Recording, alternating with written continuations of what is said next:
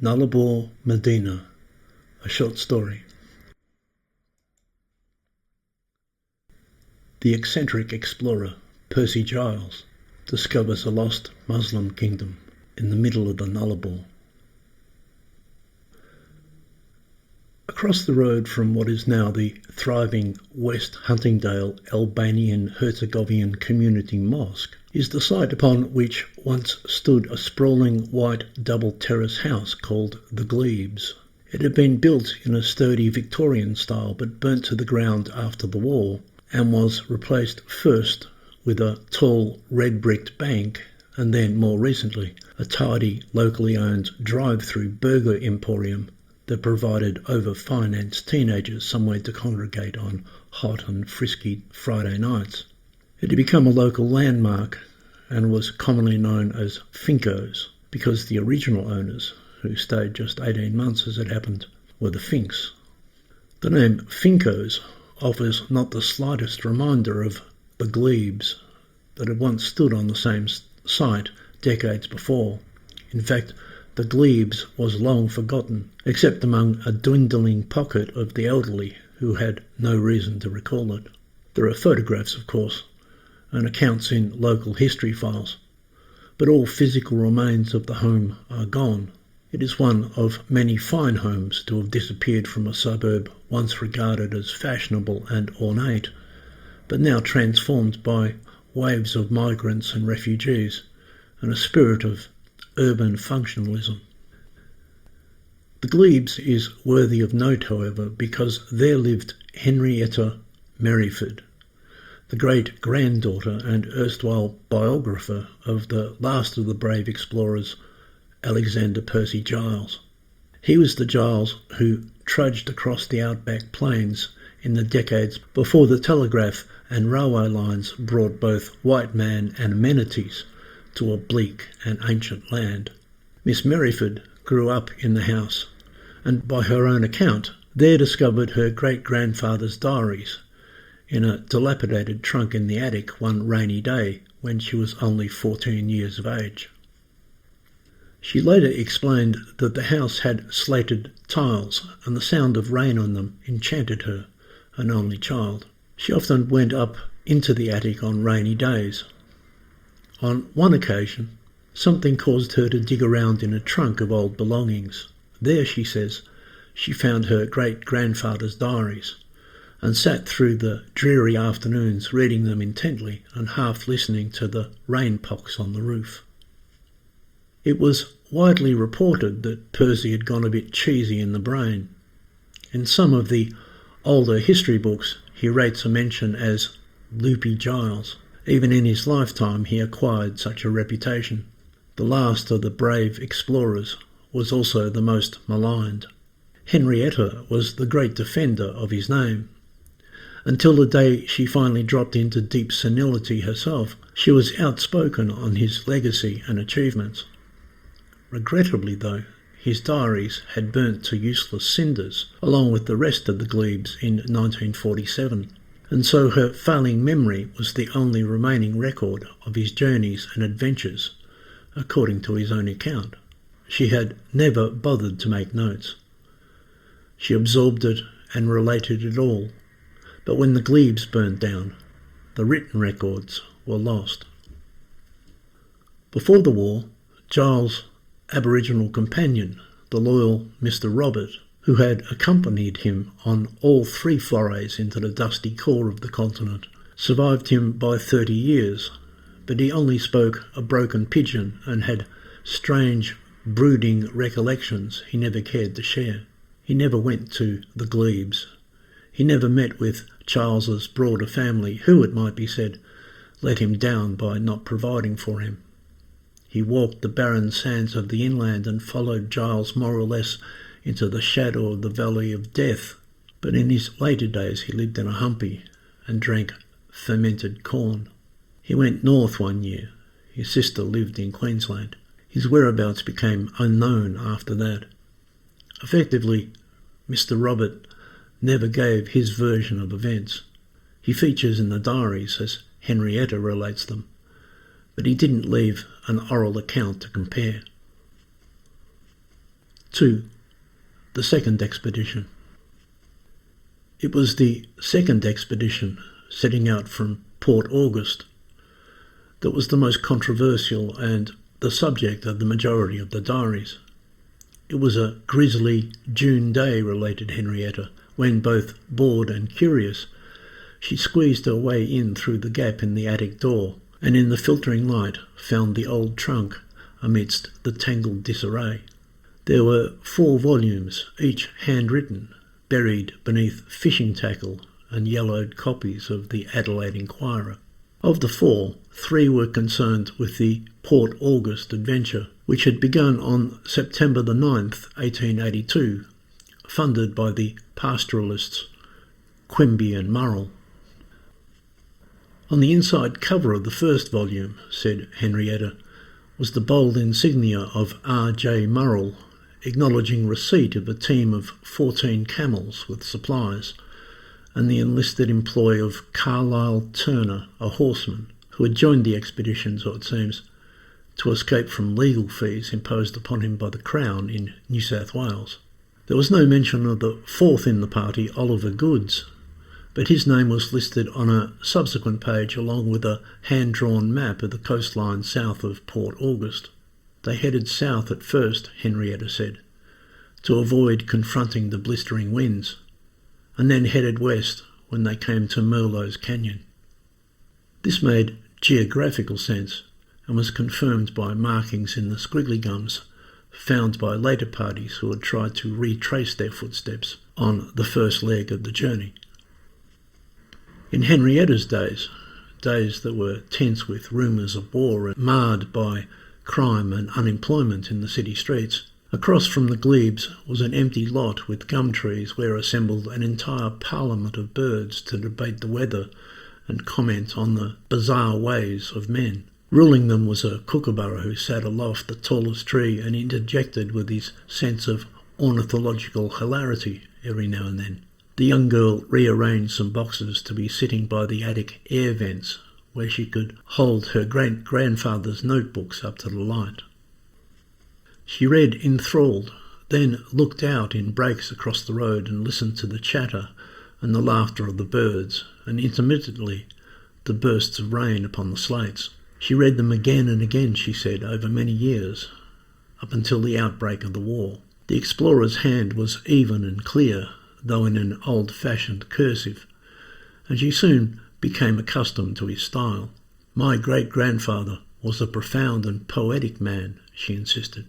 Among his reports were philosophical asides and meditations upon the twisted colonial cosmos of his day. His early entries were inspired prose dotted with verse, although all she could remember was, "Across the barren unknown sands, to break the embrace of wanton force, into the bosom of forbidden lands, to find the cause, to seek the source," which she regretted could not have been inscribed onto his gravestone, for it captured the undaunted pioneering spirit that from an early time had laid hold to his otherwise British soul. His sketches were also done with a sensitive hand, said Henrietta, and she recalled sinking into their inky mystery as if the surface of the paper was quicksand and the explorer's drawings were deep sumps of intrigue she could not resist. She kept the diaries to herself because a young girl, she later explained, needs a secret life in troubled times, and because her mother was sickly and her father, an Anglican pastor, too absorbed in theological dogmatics, and because the attic was a cocoon of her heritage and nascent identity. Who does not dream to live among what is long forgotten, she would say. The expedition entailed a bold plan to circle across the Nullarbor plain following a daisy chain of waterholes, whilst avoiding the fearsome sand drifts of what other teams had named the Purgatory Hills. Mr. Quimby fancies that he can extend his head of sheep this way, wrote Giles, but his own motives were considerably more noble. It is hard to explain how a sensible man can fall in love with the inhospitable earth, and harder to explain how this love must take the form of conquest. By a strange paradox, while he might have seemed to be putting the compassionate God to test, it was actually the faithlessness of man that soon became the issue, and he quoted Cicero and Dante in his notes to this effect. "It is hardly the accolades of my fellows that moves me on this journey again," he wrote, "but merely that I might extract a single caress from this bitter land and make peace with her moods." He invoked the stars above and the unquenchable blue sky as witnesses to his sincerity, and swore that the Almighty himself is the only agent of destiny. To set even 1 foot beyond the world of men, he said, is an act of sublime surrender, humble contrition. Though not a religious man, he was, Henrietta said, a spiritual and hardy soul.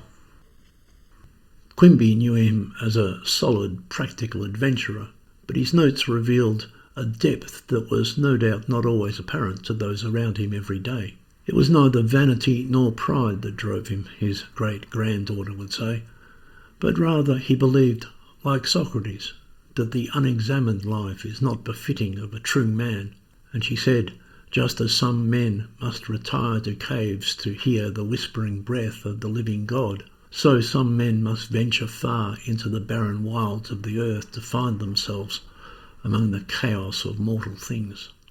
The expedition was well conceived. The backers had high expectations. The party was due to arrive at the Albany whaling station on the far side of the Bight in just under 4 months' time. 3. Disasters. Disaster struck hardly 5 weeks in. A horse reared at a black king snake, and Turner tumbled down a crevice in the rocks, shattering his leg. The others scrambled down to help. "Him broke, boss," Mr. Robert reported, feeling the damaged limb. To amend the situation perforce, the expedition swung northwards, battling storms of pink sand, and collected provisions with Turner on a pony in the direction they thought was straight towards Middleton and Beryl's Crossing. He should have been just a day and a half away. The leg was shattered, but he was able. As an experienced horseman, he should have known the way. They parted company on the morning of the 24th, but the horseman never arrived. He was never seen again, except by the buzzards and the tall wallabies that are the silent sentinels of such places. Turner left in good spirits, according to the diaries, but Giles had left clues to his own pessimism. To Giles it was both a setback and a bad omen.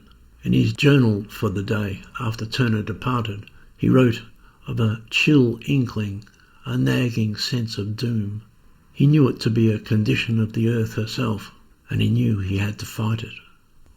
Then, veering 100 miles off course, under an unmerciful sky, and wandering into alien terrain, disaster befell them a second and decisive time, when the hapless Mr. Goods, a young man hoping to be married in the following spring, pitched his tent over a nest of thirsty biddy ants that hibernated in the scorching days and fed relentlessly at night.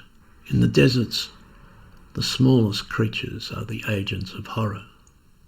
They first swarmed for the sweet tears around his sleeping eyes, and then the innocent moisture of his lips and tongue. Their numbing venom paralysed him on his back and thwarted his will to leap up and scream. As Giles wrote dejectedly, the poor blighter made not a sound, but was all but devoured by dawn. Ordinarily, the biddy ant was a builder of tall and conspicuous castles of mud. How could they have known that the species of this district kept more sinister subterranean habits? "There was nothing my great-grandfather could have done," said Henrietta, holding back any suggestion that he might have been at fault. "They went out of their way for Turner, but it led them into dangerous ground." The diaries at this point were poignant, she said, with a 2-page description of the young man's funeral, which Mr. Robert called the sorry business, and left Giles disillusioned and uncertain if they should press on or turn around. They marched, but already the whole undertaking had fallen into tragic disarray. Giles made sketches of land formations, and there was, said Henrietta, an entire page of Latin crosses with scribbled notes of stellar bearings. Giles knew well that the worst mistake he could make was to stand still, but in which direction? As it happened, there was really no choice. It was as though the wheel of the sky had been spun around upon its axis, and the starry constellations had regrouped into unfamiliar pathways. The horizons lacked all determining features. The camels were suddenly devoid of any instinct for water. Their backtracks were covered by the wind. "Mr. Robert," said the explorer, "do you see the way?" The black man stood up and examined the desert, first north, then south, and sniffed the wind, then quietly inspected the trail of prints they had left behind them. They seemed to go in circles. It was as if the salt crusts had closed over every second footprint, only minutes after they had made it. "No good, boss," said Mr. Robert, and shook his head, adding nothing more. They headed westwards, searching for the waterhole called Thompson's Billy. 4. The Faceless Unknown. It was from then that they descended further and further into the stare of the faceless unknown. It was at this point, people say, that poor Percy lost his bearings, and despairing at the ghoulish demise of Oliver Goods, took flight in unwholesome thoughts and grew confused and vexed within. The horizons hung like arid seas of burning red everywhere about him. As they struggled onwards, the air alone reduced their skin to a pallid leather. The wind sucked liquid from their bones every time they moved. It was as if the sun poured raw helium down upon their heads. Historians have suggested that Giles walked foolhardy into the molten dunes, listening to the slithering hush of desert breath instead of his own good reason. He pressed onwards over days and nights into unearthly jaws of russet sandstone and towers of wind-hacked clay, followed by squalls of strange dark birds that Mr. Robert knew to be an ill omen.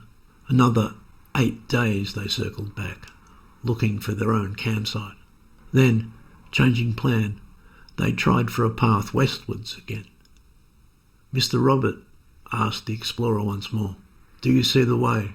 The black fellow looked up dolefully, too weak to even brush the bush flies from his nostrils. "No good, boss," he said, not even checking his bearings. The whole Curran expedition had disappeared only years before, somewhat further east but hopelessly confused in similar terrain. Giles and his companion finally reined back, believing that the next waterhole might have evaded them in the mists of several sunsets ago, but found themselves again in the soft-soiled mazes of the Purgatory Hills, ugly tufts of gimpy weed scratching at their heels and drawing blood even through their trousers.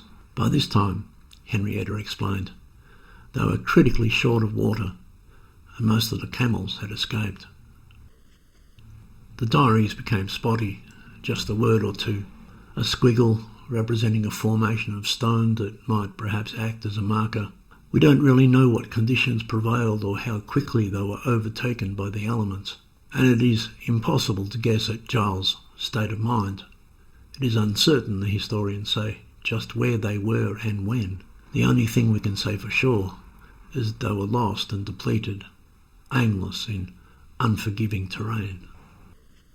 The whole undertaking, that is to say, was doomed from the 5th week of the journey, because returning Turner to the junction led them into shifting soil. The death of Goods was devastating subsequently. Then the land took vengeance for the explorer's impertinence and trespass. The vast field of vision that opened before him, all around him, red with iron, became a labyrinth. 5. The Afghan.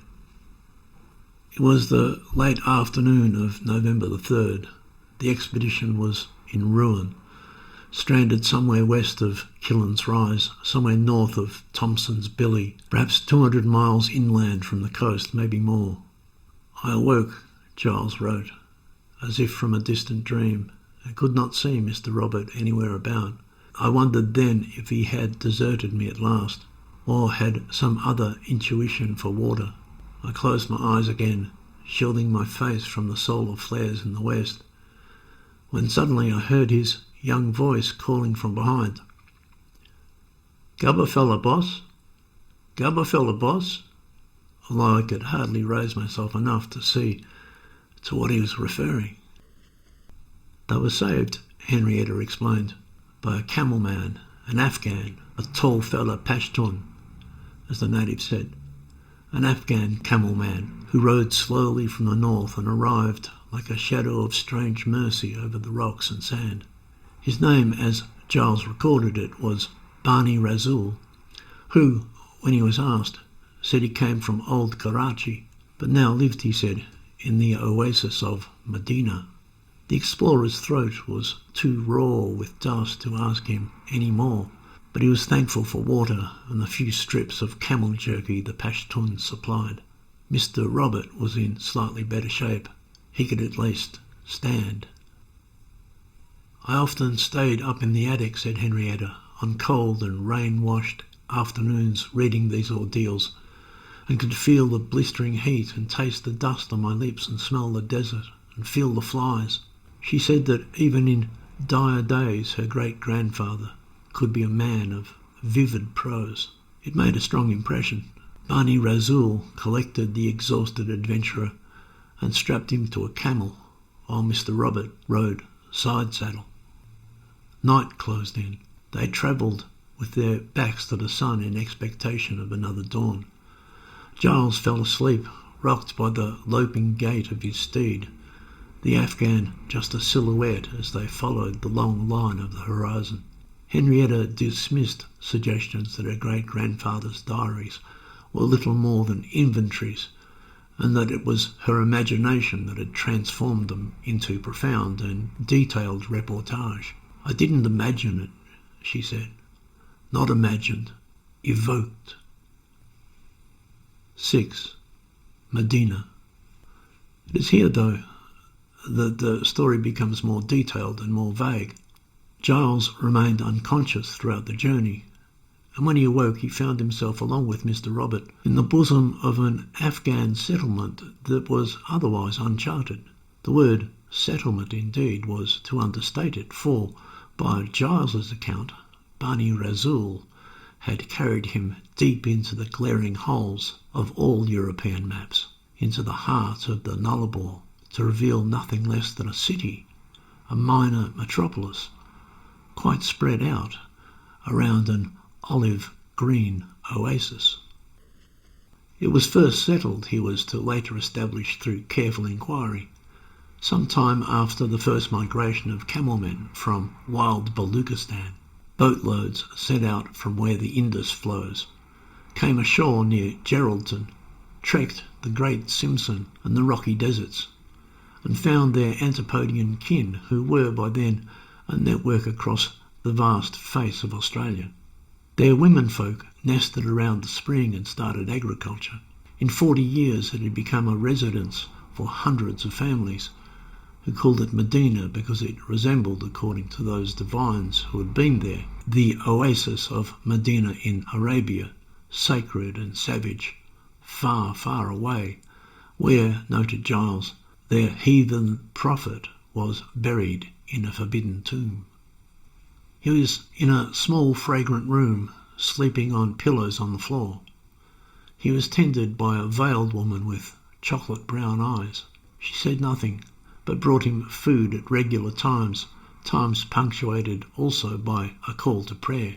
Giles lay in recovery, sipping on lamb stock and chewing bread, when, with the dips and rises of the shadows, a nasal male voice called over the rooftops, beckoning the faithful. In the next few days, as his strength returned, it became, he wrote, a rhythm of comfort along with his carer's remote Mohammedan kindness. He could hear people moving along the street outside the window, at each call to prayer, even though made in the senseless gibberish of the heathen. There was a movement of feet and quiet voices again. People abandoned their commerce and moved to the assembly at the mosque, which, Giles further related, was in the centre of a complex of adobe buildings and had a sheer white dome. One time, the veiled woman was at his bedside applying an unction to sores on his face. When the call to prayer echoed and resounded, she quickly scuttled off, presumably to attend to her devotions. It was nearly a week before Giles was on his feet again. During this time he did not see Mr. Robert, but on one afternoon an old man in a green turban, who introduced himself as Abdul Rafiq, came to see him, and he assured the explorer that his companion was safe and well. "How far are we from Albany?" Giles wanted to know. "Might you supply us with directions and some supplies? That's all we ask." The old man then assured him that his people would help him on his way as soon as he was strong enough to travel again. This was the same old man, Abdul Rafiq, who came back when Giles was up and steady, and who directed a young man, a servant, to escort the Englishman on a short tour of Medina, just to stretch his legs. When they returned, Abdul Rafiq shared tea and spoke about the desert flowers. He was an old man with an interest in plants, it came to pass. Giles, himself a keen student of botany, could relate tales of strange flora. He found the company agreeable and helpful in the retracking of his thoughts from their solar oblivion. He related seeing a scarlet cactus bloom 100 miles wide north of Kaplan Station in the spring following the 50-year rains. He related how Mr. Robert had taught him which of the acacia berries non-toxic.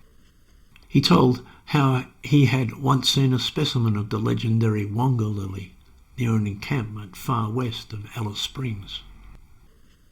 Abdul Rafiq said that there were wildflowers he had seen that were as startling as rubies and as pristine as white pearls. Then he laughed and admitted that, at his age, he was done with journeying and now kept a garden with his son. A few days later, after a sudden sandstorm subsided, he took Giles to see it. They walked through the laneways, scruffy Afghan men sitting playing backgammon in the shade. 7. Zinba Hoji. In a short time, Giles and Abdul Rafiq found a gentlemanly closeness, and Giles began to look forward to visits. He described the Saracen as venerable and made some careful notes on his character and background and upon his fine English. But it was not the old man in the green turban, rather a young cleric with a wispy beard, wearing a long white kurta and a tiny prayer hat, who came for him one morning and announced with solemnity that "We are taking you to receive the blessings of Zinba Hoji." "Who?" asked Giles. He was somewhat rude in this, but did not realise so. "Zinba Hoji is our spiritual leader," the cleric explained. "Your supplies are ready. The winds have gone. You will be leaving tomorrow. Before you go, you should have a blessing." "Certainly," said Giles, amused, and he requested talking over their departure with his Aboriginal companion. In due course, Mr. Robert joined him. "They say we can leave tomorrow," Giles told him. His companion nodded. "But first they're taking us to see someone." "Big boss," said Mr. Robert. "Yes, the big boss," said Giles. The young cleric led them through the maze of streets, past the mosque, and to a small, inconspicuous house hidden from the main thoroughfare. There were 2 guards at the door, both silent and armed with rifles from a long-departed era. The Saracens, Giles duly noted, did not appear to be heavily armed, and what armaments I was able to observe were, as I could ascertain upon a single glance, archaic and inferior. Although, he wrote, there were men bearing swords, and no doubt other blades as well, and he admitted he could give no real account of their capabilities. Modest, he surmised, since, as he observed, They were a quiet and peaceful people engaged in trade and the business of the camel trains that plied the grandeur of the desert vistas and carried gold dust from Kalgoorlie all the way to Mount Isa. Giles was no anthropologist. If anything, for much of his life, he was an escapee from the affairs of men. He was not naturally an observer of people, and he had no taste for exotic ways. It is disappointing, Henrietta would say, that his accounts were so brief at this point. He didn't mention anything more of Abdul Rafiq or anyone else that he met, or indeed any further descriptions of the inhabitants of the city. He only made a brief entry about the meeting with Zimbar Hodji. It seems he and Mr. Robert were taken inside the sanctum, but the vehicle of blessings was obscured from them and only communicated through an agent. Someone went in. There was whispering. Then the explorers were informed that they had been duly blessed. Most remarkable of things, wrote Giles. I could see, through the many veils, that this great master of the Saracens, revered as though a being of angelic significance, the big boss, was nothing more than a young boy, hardly 6 years old. 8. Back to Adelaide. The return of Giles to Adelaide caused a stir that was recorded in newspapers throughout the land. The failure of his mission was met with new calls to map the bleak interior and connect the mining towns to rail. Quimby and Murrell lost their investment and pressed the explorer for compensation. The governor was asked to appoint a Queen's Council to investigate the ill fortune of the party, and particularly the deaths of Turner and Goods, but he declined to take the matter up and said, so it was reported, that the colony is full of the reckless and the idle, and that he would not become involved in every one of their misadventures. The public was dissatisfied, however. Giles had returned in good health, rested and fed, yet he told of days in depraved heat and all the calamities of their mission. The story of the kindly Saracen, Bani Razul, it was Bani Razul who also led them out of Medina westwards, back to the track to Beryl's Crossing, and of the cool oasis, defied every expectation of the Afghan. No one trusted the Afghan. Even blackfellows were above him. This is when, Henrietta would explain, my great-grandfather's reputation was first sullied. In the beginning it was a racialist slur, and she would explain that he had to very quickly amend his ways and realise what a tide of public gossip was rising up against him. This is why, she said, he never dared mention Nullarbor Medina. Mr. Robert also learned to be quiet. The State Surveyor-General, Sir George Patton, made a general and brief written refutation regarding any habitations in the wilderness that stretches across the too distant Albany, an angle of coast where southern right whales migrate in season. Giles' account of the adventure was suddenly impossible. People said he had delirium. People said that the earth was a red devil that had crushed his soul into madness and cowardice. They said he left Turner and Goods to rot and stole their rations. This was the injustice that his great-granddaughter sought to rectify. For his part, the aftermath made Giles even less fond of civil company, and he quickly joined in a partnership with Edward Wills to get out of Adelaide and explore the Blue Marble Corridor beyond the Flinders Ranges. It was a safe journey. Mr. Robert went with him again, and after that he found new financiers and, forsaking the Nullarbor, trekked north in search of the inland sea. This and his subsequent adventures were uneventful by and large, but also unproductive, and so he is not usually numbered among the true pioneers like Mitchell and Bloomingdale. He discovered a back road to Wexley Crossing which made it easy for the cattle. He found a way across the lingering salt beds to where God had so inconveniently hidden most of the opals of the world. Henrietta complained that he was the only one of the explorers not to have a river named after him. We know he stopped in at Marie on the fifth of his journeys and spoke to the Afghans there who had intermarried with the natives and who prayed in a tin shed. We do not know what they talked about. In the glebes, on the wall of the parlour, was a grainy photograph in sepia of Giles standing next to a waterhole somewhere, wearing a turban, looking stern. People said he took up heathen ways.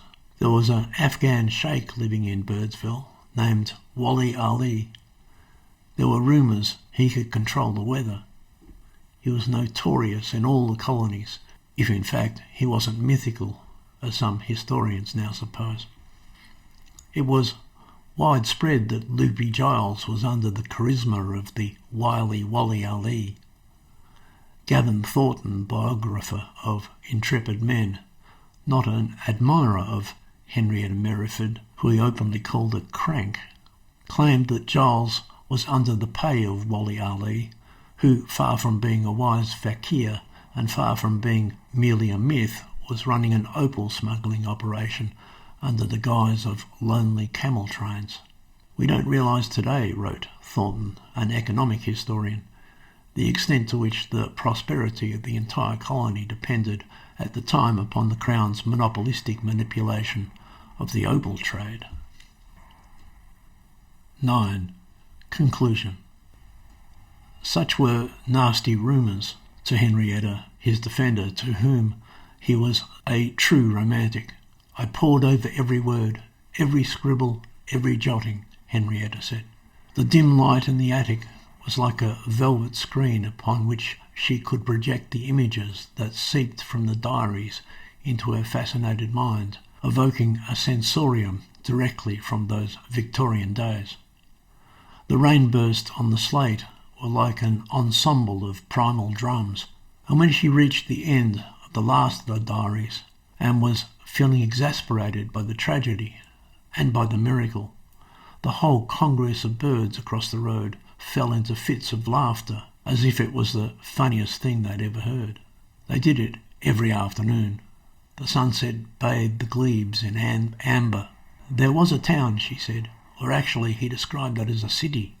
He used the word city on nearly every page, out there in the desert, and it was ruled by a boy named Zimbar Hodji. Until her own demise, she was adamant about it. Her story never changed. From time to time she wrote letters to the newspapers denying that Percy Giles had ever even met with Wali Ali or had ever taken up with heathens, good or bad. But he had ventured beyond the simple horizons of light, she insisted, and with the faithful Mr. Robert had once found the city, definitely a city, of Medina, somewhere in the Red Waste.